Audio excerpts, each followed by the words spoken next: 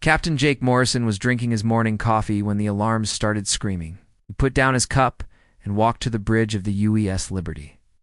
The ship was floating near Jupiter, doing routine patrol duty. It was supposed to be a quiet week. "What's going on?" Jake asked as he sat in his captain's chair. Lieutenant Lisa Park looked up from her screen. Her face was pale. "Sir, you need to see this. Long-range sensors are picking up massive energy signatures." Jake looked at the main screen. Space was empty, except for the usual stars and Jupiter's moons. Then the screen flickered. Reality seemed to bend and twist. Suddenly ships appeared. Out of nowhere. Not just one or two ships. Hundreds of them, Jake counted quickly. 300 alien ships, each one bigger than a city block. They were arranged in perfect rows, like soldiers on parade. Their hulls were dark metal that seemed to eat light. Strange symbols glowed along their sides. "Holy cow," whispered Ensign Bobby Martinez from the weapons station. "Where did they come from?" "Hyperspace jump," Lisa said, checking her instruments. "These ships just traveled faster than light to get here. Their technology is way ahead of ours." Jake leaned forward in his chair. "Any idea who they are?" "No, sir.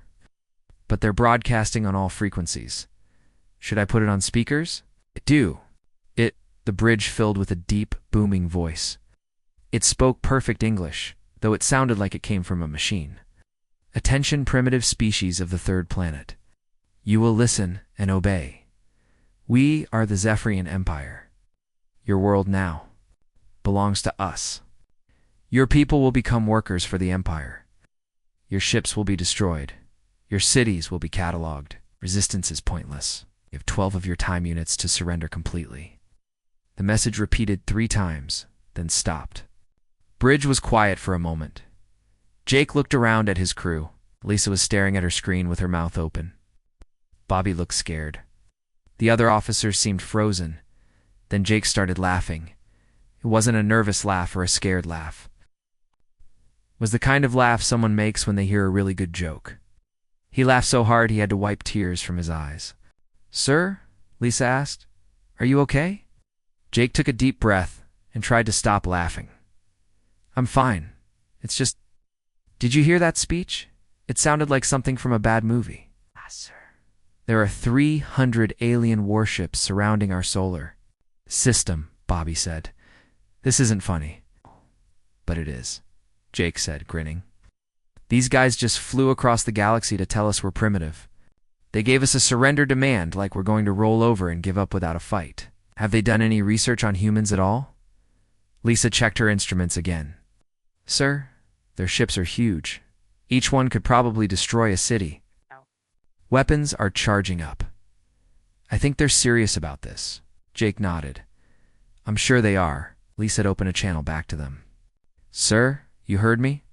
Open a channel." Lisa's fingers moved over her controls. "Channel open, sir." Jake cleared his throat and spoke toward the main screen. "This is Captain Jake Morrison of the United Earth Fleet. Thanks for the introduction, but we're going to have to pass on your offer." "Have a nice day." He made a cutting motion across his throat. Lisa closed the channel.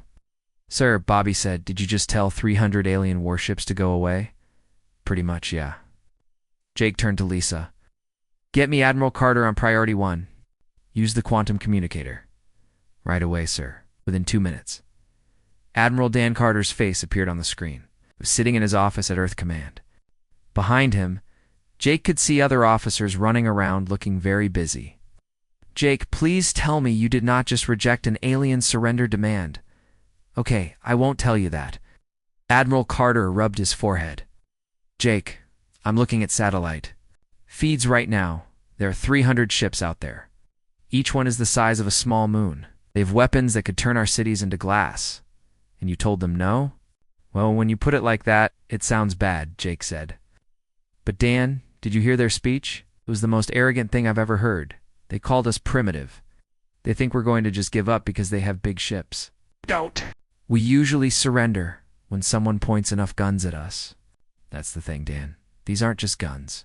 Get those ships. They're designed to scare people into giving up without a fight. I bet they haven't had a real battle in centuries. They're bullies." Admiral Carter was quiet for a moment. Think they're bluffing? I think they're used to easy wins. Look at their formation. It's perfect for a parade, terrible for actual combat. They're sitting ducks out there. Jake, even if you're right, we can't fight 300 ships with what we have in the outer system. Jake's grin got wider. Who said anything about fighting fair? Dan, I recommend we implement Protocol 7. Admiral Carter's eyebrows went up. Protocol 7? Jake, we haven't used that since the Mars corporate wars. I know, it should be fun. Protocol 7 was a battle plan that Earth Command had developed for fighting against impossible odds. The basic idea was simple. If you can't win a fair fight, don't fight fair. Jake, are you absolutely sure about this? Dan, these aliens have been flying around the galaxy for who knows how long, conquering planets by showing up and demanding surrender. They probably haven't fought anyone who said no in centuries. I think it's time someone taught them some manners. Admiral Carter was quiet for almost a minute. Jake could see him thinking hard about the decision. Finally, he nodded. All right, Jake. Protocol 7 is authorized. Fall back to Rally Point Bravo and wait for the signal. Copy that, Admiral. This should be interesting.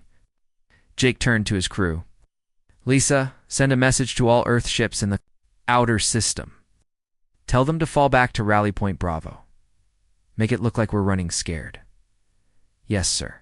Bobby, power down our weapons and shields. I want us to look as harmless as possible.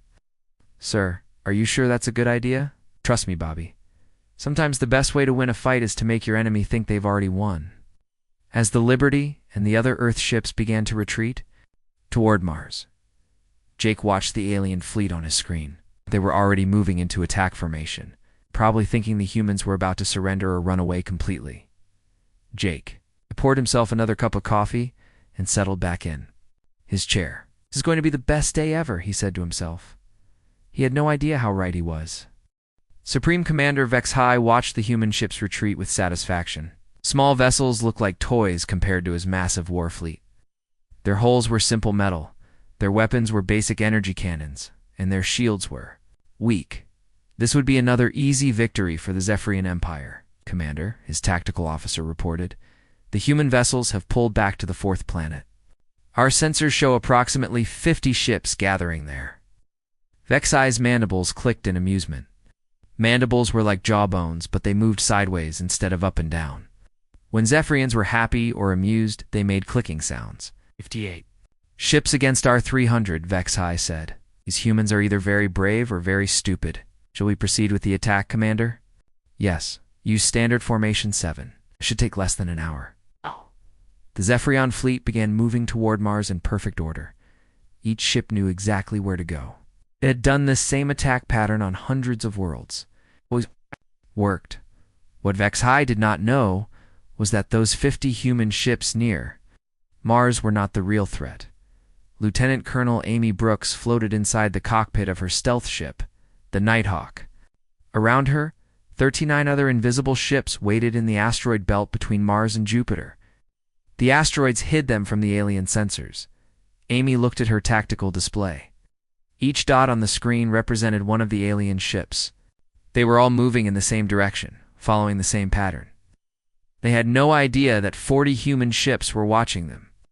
Ghost Leader to all Phantom units, Amy whispered into her radio, "Target packages are locked and loaded. Remember, we are not trying to destroy them all. Just want to make a point." Amy's ship was loaded with kinetic rounds. These were not energy weapons or missiles. They were simply pieces of metal fired at extremely high speed. The idea was old-fashioned, but effective. If you throw a rock hard enough and fast enough, it will punch through almost anything. Back on Earth, General Paul Harrison stood in the Global Defense Command Center. The room was full of screens showing the positions of both fleets. His aide, Colonel Susan Torres, walked up to him with a tablet computer. "Sir, the Zephyrians are moving into attack formation. They are taking the bait." Paul nodded. "Excellent. Signal all units. Operation Punchline is a go." The name Operation Punchline had been General Harrison's idea. He thought it was funny that they were about to surprise aliens who thought humans were primitive. The The Zephyrian fleet moved forward in their traditional battle formation. It was a formation that had worked for thousands of years. Their energy shields glowed as they powered up weapons that had destroyed entire planets. Vexai was looking at his battle display when his ship suddenly shook violently. "Report," he barked.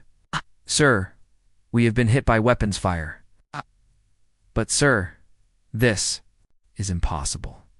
The projectiles appeared to be solid metal moving at nearly the speed of light. Another impact hit the flagship, then another. All across the fleet, ships were reporting the same thing. Metal objects were somehow going through their energy shields and punching holes in their hulls. "How are they doing this?" Bexy demanded. "Their primitive technology should not be able to penetrate our shields." His tactical officer looked confused. "Sir, it appears they are using mass drivers. They are firing raw metal at extremely high speeds. The projectiles are too small and too fast for our shields to stop them effectively." Vexai stared at the display screen.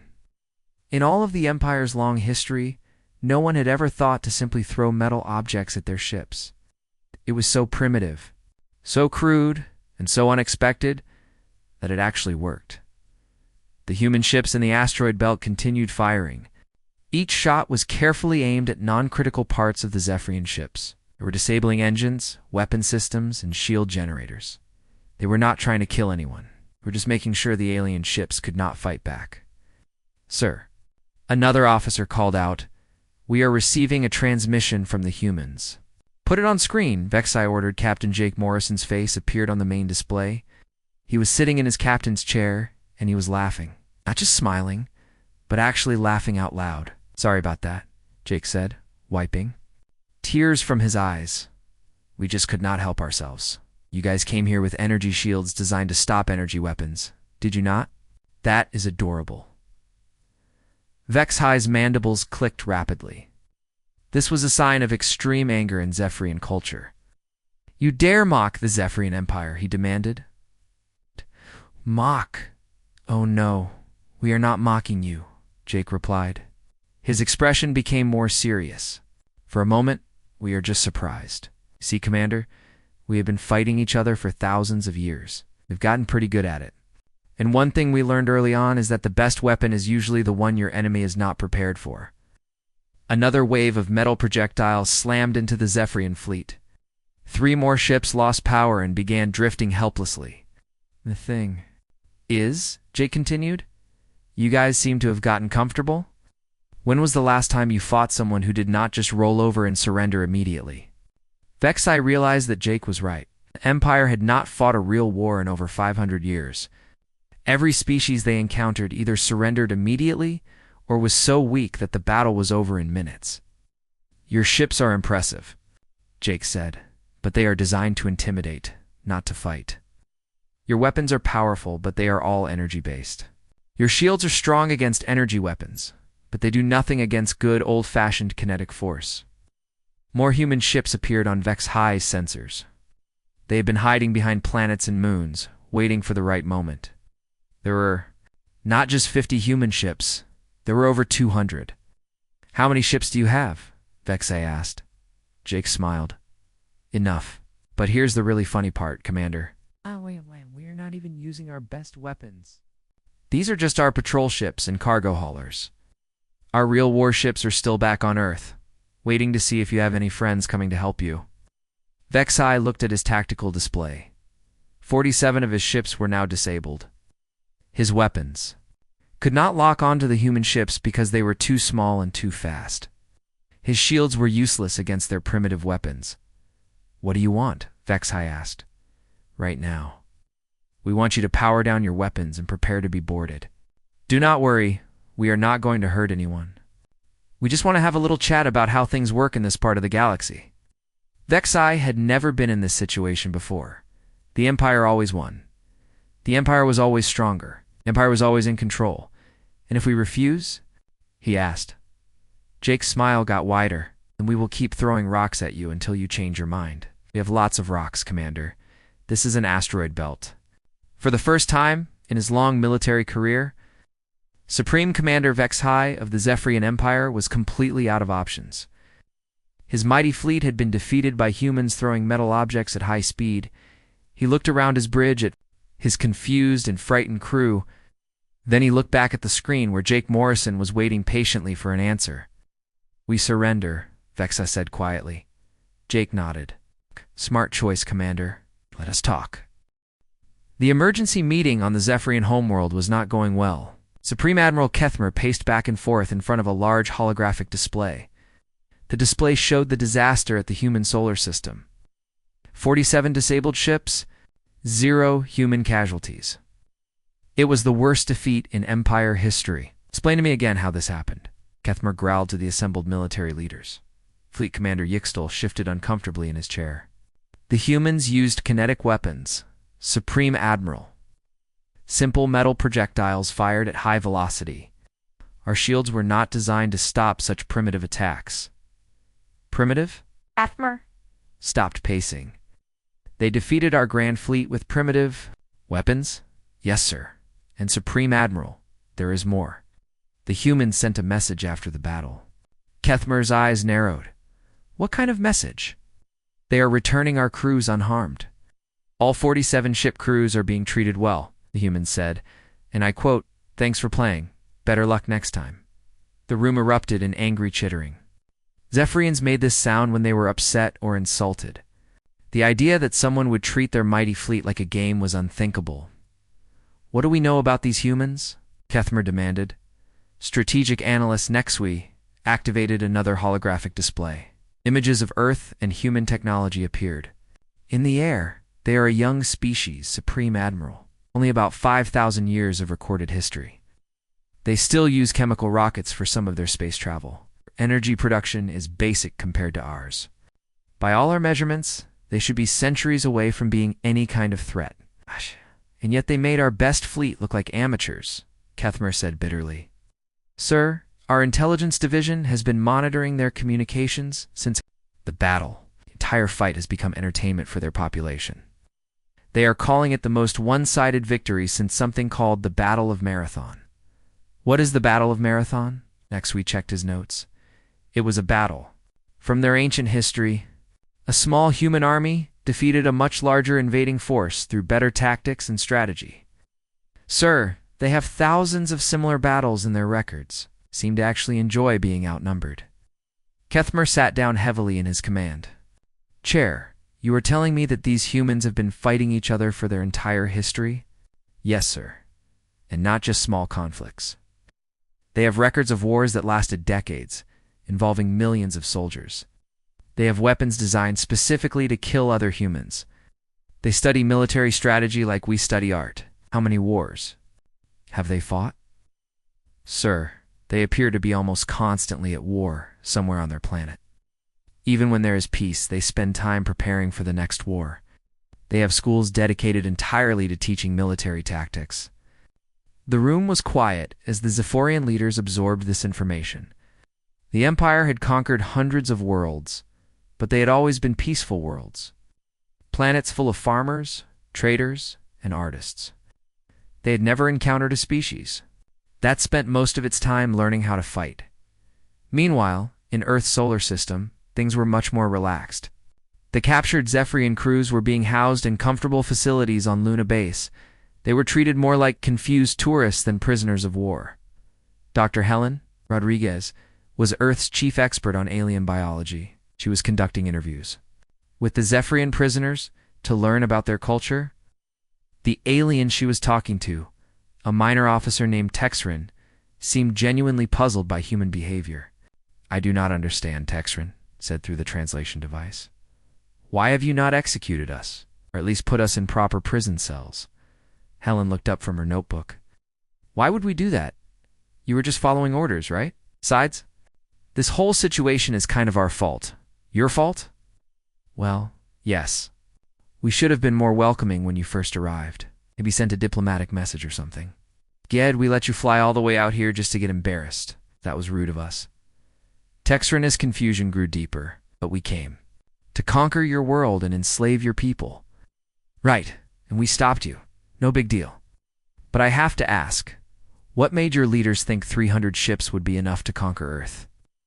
300 ships has always been enough before. Helen nodded thoughtfully. I see. So you have been conquering planets that could not fight back. Does that make sense now? What do you mean? Well, your ships are built to look scary, not to actually fight. Your weapons are all designed to destroy buildings and cities, not to fight other spaceships. Your tactics are perfect for intimidating peaceful people, but terrible for actual combat. Texrin was quiet for a moment. How long have humans been fighting wars? Oh, pretty much since we figured out how to make tools. Maybe 10,000 years. Of organized warfare, we have gotten pretty good at it. 10,000 years? Texrin sounded shocked. Give or take. We've been fighting each other, fighting nature, fighting disease, fighting everything, really. When we finally got into space, we spent the first 100 years fighting over who controlled what planets. We only stopped fighting each other when we ran out of things to fight about. Back on Earth, President Maria Santos was addressing a joint session of Congress and the United Nations. The chamber was packed with representatives from every nation on Earth. The Zephyrian Empire has made first contact with humanity, she announced, and I am pleased to report that we have successfully defended our world against their attempted conquest. The chamber erupted in applause. When it died down, the representative from Germany raised her hand. Madam President, what is our current relationship with this empire? That is an excellent question. We are currently in negotiations with them about the future. However, I want to make something clear to both our own people and to any aliens who might be listening. Maria paused and looked directly into the cameras that were broadcasting her speech across the solar system.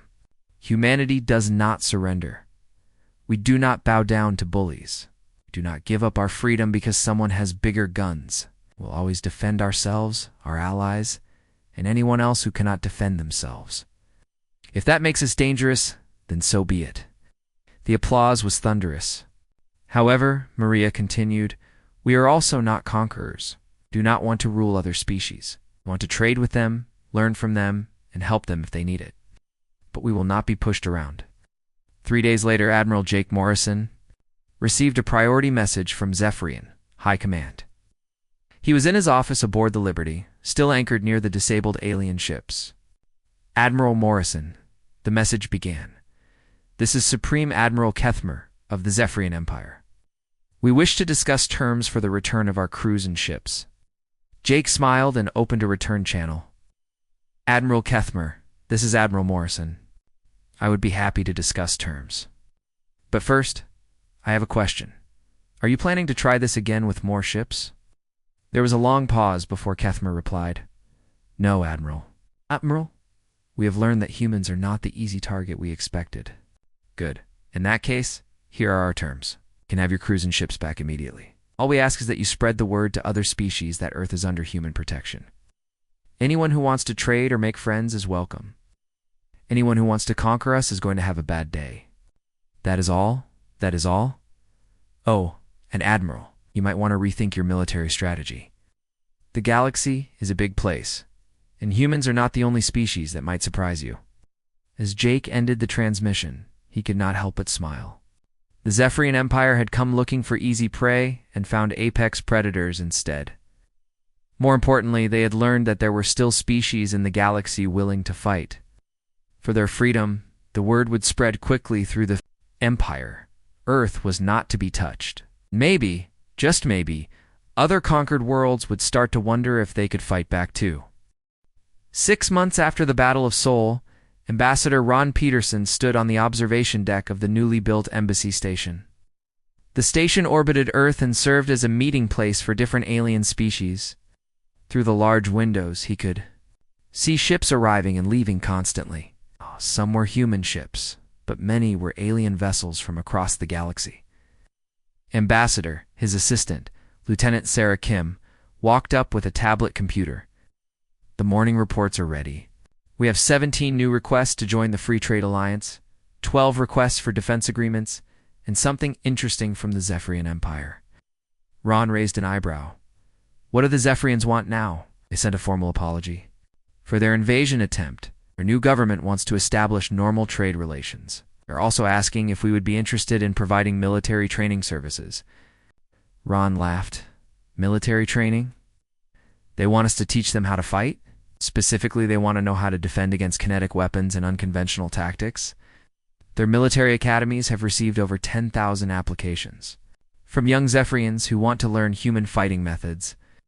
The changes had started almost immediately after news of the battle spread across the galaxy. The Zephyrian Empire had controlled hundreds of star systems through fear and intimidation. When other species learned that the mighty Empire had been defeated by humans using simple weapons, everything changed. Rebellions began on dozens of worlds. Planets that had been forced to send resources to the Empire suddenly stopped their shipments. Local governments that had been puppets of the Empire declared independence. The Empire's control began falling apart like a house of cards. Admiral Jake Morrison, now promoted after his success at Sol, walked onto the observation deck. "Good morning, Ron. How is the diplomatic business treating you?" "Cannot complain. Although I never thought I would be processing membership applications from former Empire core worlds." Jake joined him at the window.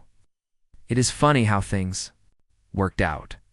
Remember when Earth Command thought we might be looking at the end of human civilization? Instead, we accidentally started a galactic revolution by refusing to take them seriously. That is the thing about bullies," Jake said thoughtfully. "They are usually not as tough as they pretend to be. They just count on nobody having the courage to stand up to them."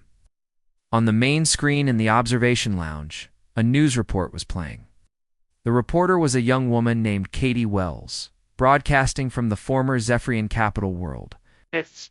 "Is Katie Wells reporting from New Zephyr, where former Supreme Admiral Kethmer has announced the complete transformation of the Empire into a democratic confederation?"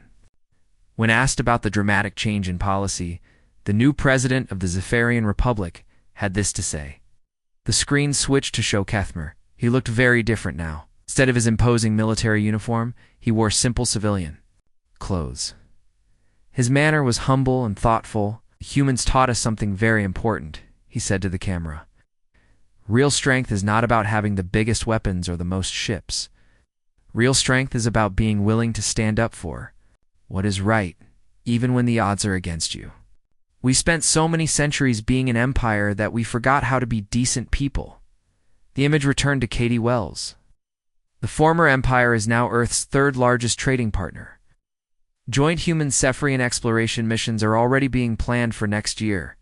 In related news, the Galactic Military Academy has announced a new required course called Human Military Tactics, which will be taught by instructors from Earth's war colleges. Ron shook his head in amazement. 6 months ago, they wanted to enslave us. Now they want to learn from us. "That is humans for you," Jake replied. "You turn enemies into friends, usually by accident." Sarah Kim approached them again. "Sirs, we just received a priority message from the Outer Rim territories. Long-range sensors have detected another large fleet approaching human space. They are broadcasting on all frequencies." Jake and Ron looked at each other. "Here we go." Again, Jake said with a sigh. "What are they saying?" Ron asked. Sarah smiled widely. Quote, "Greetings to the legendary warriors of Earth. We are the Korath Dominion. We come seeking alliance and friendship. We have heard about your victory over the Zephyrians, and we are very impressed. Please do not shoot us. Bring the gifts and trade goods." The three humans burst out laughing. "Ron," Jake said, "I think you are going to need a much bigger embassy." Dr. Helen Rodriguez was still working with the former Zephyrian prisoners, though they were now more like students than captives. Textrin had become one of her best sources of information about galactic politics.